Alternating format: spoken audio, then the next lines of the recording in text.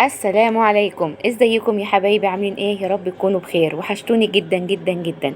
يلا بقى النهارده هنعمل مع سمية احلى مقرمشات في الدنيا. مقرمشات فظيعة بثلاث مكونات بس، وهتعجبك جدا جدا جدا ومبتاخدش وقت خالص، وهتعجب اولادك.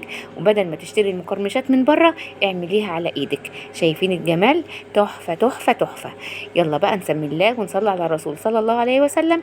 وقبل ما نبدأ الفيديو اعملي لايك للفيديو وشيروا الفيديو لحبايبك واصحابك علشان يشوفوا الطريقة الجميلة بتاعتنا دي ويجربوا وصفاتنا. يلا بقى نشوف هنعمل ايه. طبعا كلكم عارفيني قناة أكلة وفكرة مع سمية. أنا سمية من مصر. يا ريت تعرفوني في التعليقات انتوا بتشوفوني من أي بلد، أي وصفة عايزيني أعملها لكم يا ريت تكتبوها في التعليقات. يلا نسمي الله ونبدأ الفيديو. كل اللي هنحتاجه معايا بصلاية كبيرة او اتنين وسط زي ما انتوا شايفين كده، ونص كوباية زيت. ايوه البصل والزيت، ايوه البصل والزيت هنعمل بيه احلى مقرمشات. يلا نشوف الخطوات. يلا بينا. هقطع البصلة زي ما انتوا شايفين كده اهو، هحط البصلة مع الزيت وهنعمل احلى مقرمشات. هنوسع على نفسنا كده بقى وهنجيب شفشق الخلاط. ايوه كمان سريعة في شفشق الخلاط، ما بتاخدش اي وقت. هنقطع البصل في شفشق الخلاط.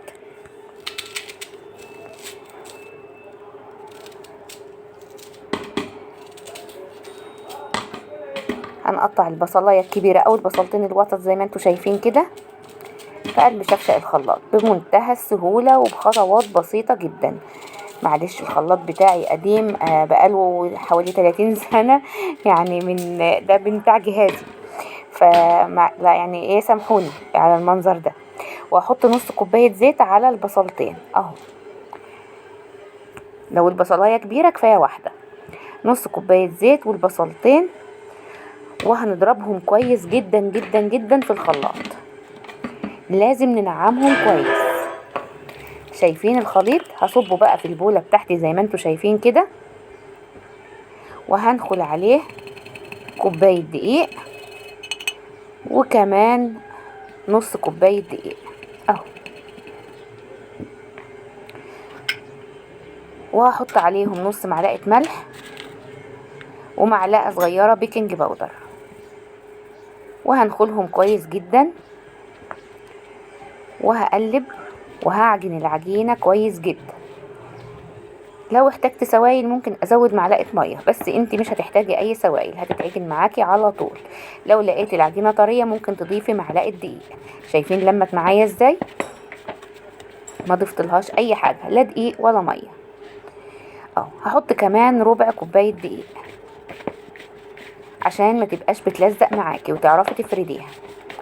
يبقى كده كوبايتين وربع من الدقيق.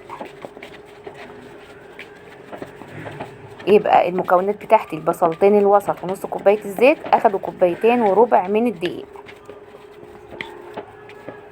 اهو. لمت معايا العجينه، اديها شويه حلوين كده. لازم تبقى عجينه مطاطه كده وناعمه وحلوه. وكده العجينه جاهزه معايا. سبتها تريح 10 دقايق. بعد كده هقسمها نصين،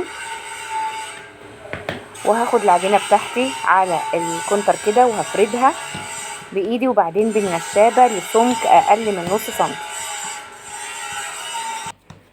هفردها بقى بالنشابه لسمك اقل من نص سنتي عشان تبقى مقرمشات بقى، عشان تقرمش معاكي كده. وخلي السمك واحد في كل العجينه.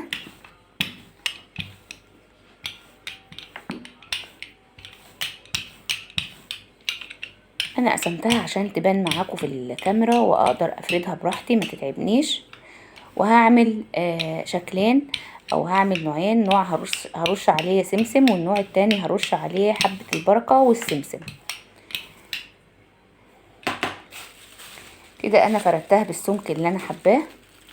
هجيب بقى السمسم بتاعي وهرش زي ما انتوا شايفين كده من غير ما ادهن اي حاجة، وهدوس عليه كده بايدي او بالنشابة اهو. هدعيد عليه بالنشابة كده علشان يلزق في العجينة بس كده. وبأي قطاعة عندك هتقطعي الاشكال اللي انت عايزاها.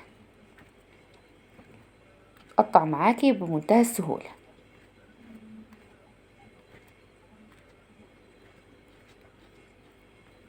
وهبدأ ارصه في صاج مدهون دهنة زيت خفيفة اهي. شايفين السمك اقل من نص سنتي. طبعا العجينة دي هلمها تاني وهفردها تاني وهقطعها. هفرد الجزء التاني من العجينة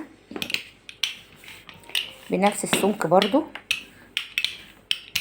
العجينة جميلة جدا ولينة وبتتفرد معاكي كويس، ما بتاخدش اي وقت ولا اي مجهود.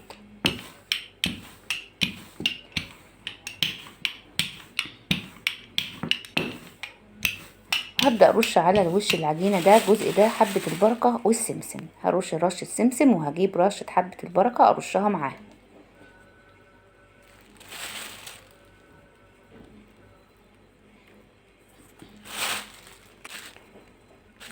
وبرضو هفرد عليها، عيد عليها كده بالنشابة عشان تمسك. ولو ما عندكيش قطعات قطعي بالسكينة او باي قطاعة عندك زي ما انت شايفة كده اهو، او بالسكينة مستطيلات او مربعات بمنتهى السهولة اهو. وبعد كده برضو هرصها في صاج مدهون دهنة زيت خفيفة، وهسويها في فرن على درجة حرارة 160 او 170. لازم الحرارة تكون هادية علشان يقرمش معايا.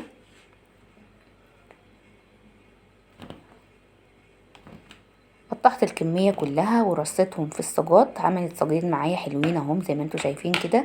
ادخلهم الفرن على درجة حرارة 160 او 170 على حسب فرنك، وهنشوفها بعد ما تستوي واخده لون من تحت ومن فوق ومقرمشه وجميله جدا. بسم الله ما شاء الله، بجد تحفه. سامعين القرمشه وشايفين السوا من جوه وطعمها خطير. جربوا الوصفه دي وقولوا لي في التعليقات رايكم فيها ايه. بس ما تنسوش بالله عليكم اللايك والتعليق الجميل منكم اللي بيشجعني اكمل معاكم الوصفات بتاعتي. ولو عايزين اي وصفه معينه قولوا لي، انا تحت امركم انفذها لكم. يلا باذن الله اشوفكم في فيديو جديد من قناه اكله وفكره مع سميه. استنوني وما تنسوش اللايك والشير يا احلى اخوات في الدنيا واحلى متابعين. اشوفكم ان شاء الله على خير في فيديو جديد في رعاية الله.